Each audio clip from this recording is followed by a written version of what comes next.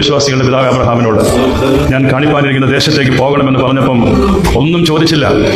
എവിടേക്ക് പോകണമെന്നോ, എപ്പോൾ എവിടെ എത്തണമെന്നോ, എങ്ങനെ പോകണം ഒന്നും ചോദിച്ചില്ല. He just listened and obeyed. കേട്ടു, അനുസരിച്ചു. അങ്ങനെയുള്ള ഒരു വിശ്വാസം നമുക്ക് ക്രിസ്തീയ ജീവിതത്തിലൂടെ കെട്ടിപ്പടുക്കുവാനായിട്ട് സാധിക്കണം.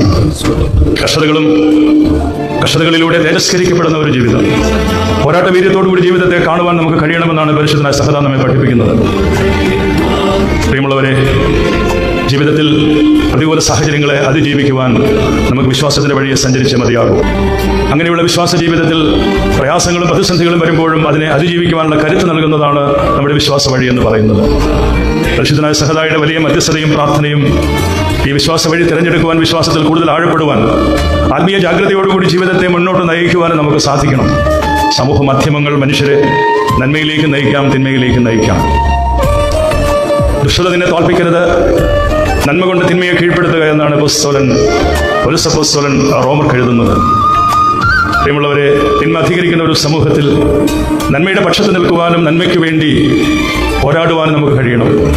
നീതിയുടെ പക്ഷത്ത് നിൽക്കുവാൻ, സത്യത്തിന്റെ പക്ഷത്ത് നിൽക്കുവാൻ, കുടുംബ ജീവിതത്തിന്റെ മൂല്യങ്ങൾക്ക് വേണ്ടി ഉറച്ചു നിൽക്കുവാൻ, സമൂഹത്തിന് നന്മയ്ക്ക് വേണ്ടി ചേർന്ന് നിൽക്കുവാൻ, അങ്ങനെയുള്ള ക്രിസ്തീയ മൂല്യങ്ങൾ ഉൾക്കൊണ്ടുകൊണ്ട് ദൈവരാജ്യത്തിന്റെ എല്ലാ മൂല്യങ്ങളും ഉയർത്തിപ്പിടിച്ചുകൊണ്ട് ജീവിതത്തെ ക്രമപ്പെടുത്തുവാൻ നമുക്ക് കഴിയണം.